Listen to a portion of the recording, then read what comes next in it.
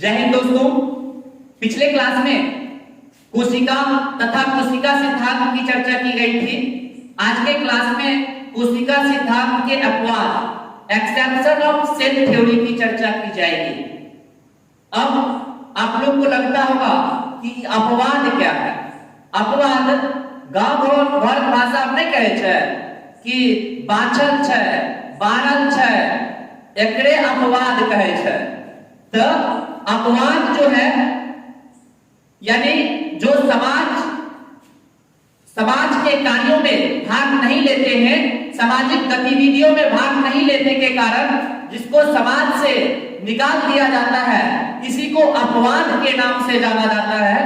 तो अपवाद के अंतर्गत विषाणु है, वायरस, उसके बाद जो है वायराइड है, प्रियॉन है, लाल रुधिर कणिकाएं हैं। ये सभी के सभी जिस समय कोशिका विकास का क्रम चल रहा था उस समय ये अनुपस्थित थे, ये कोशिका विकास के क्रम में भाग नहीं लिए थे। यही कारण है कि इसको कोशिका सिद्धांत के अपवाद के अंतर्गत रखा गया है। अब इसमें सबसे पहले आता है विषाणु, जिसको अंग्रेजी में वायरस कहते हैं। वायरस जो है एक संक्रामक परजीवी है। संक्रामक का मतलब क्या होता है? संक्रामक का मतलब होता है कि संक्रमण फैलाने वाला, रोग फैलाने वाला। तो और परजीवी का मतलब क्या होता है? परजीवी, पर मतलब दूसरे पर, अजीव मतलब जीवन, जो दूसरे के जीवन पर आश्रित रहता है उसको परजीवी कहते हैं। तो विषाणु एक संक्रामक परजीवी है। इसके साथ साथ विषाणु जो होते हैं ये स्वतंत्र अवस्था में निष्क्रिय होते हैं और साथ ही साथ क्रिस्टल के रूप में ठोस होते हैं। जैसे ही ये सजीव के संपर्क में आते हैं तो सजीव के संपर्क में आने के साथ ही ये दिन दोगुनी रात चौगुनी विकास करने लगते हैं, यानी सजीव के तरह काम करने लगते हैं और यह काफी संक्रमण फैलाने का काम करता है। ये विषाणु जो है न्यूक्लिक एसिड, प्रोटीन, डीएनए या आरएनए का बना हुआ होता है।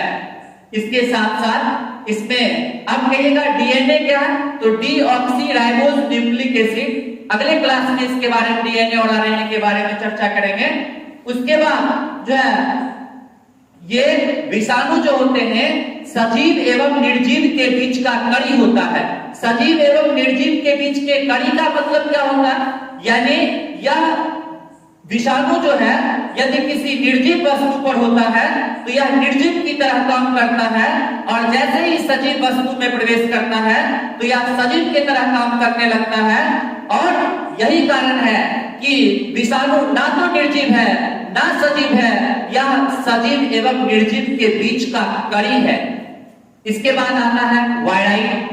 वायराइड जो है अब कहिएगा ये कोशिका सिद्धांत को क्यों नहीं फॉलो करता है? देखिए ये वायराइड जो है विषाणु के समान परंतु आकार में विषाणु से काफी छोटा होता है और ये इसमें केवल और केवल प्रोटीन नहीं होते हैं, प्रोटीन जो होते हैं इसमें नहीं होते हैं।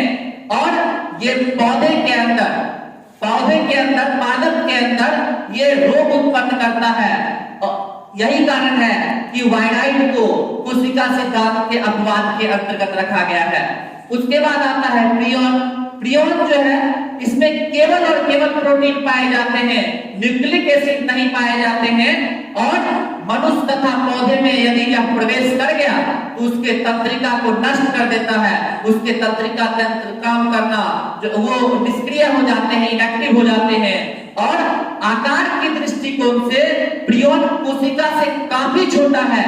यही कारण है यह कोशिका सिद्धांत के अपवाद के अंतर्गत आता है। इसके बाद आता है लाल रुधिर कणिकाएं, आरबीसी जिसको कहते हैं। आरबीसी ये केंद्रक विहीन होता है, इसमें केंद्रक नहीं पाए जाते हैं, न्यूक्लियस नहीं पाए जाते हैं। इसके बाद इसकी कोशिका संरचना के दृष्टिकोण से अपूर्ण होते हैं।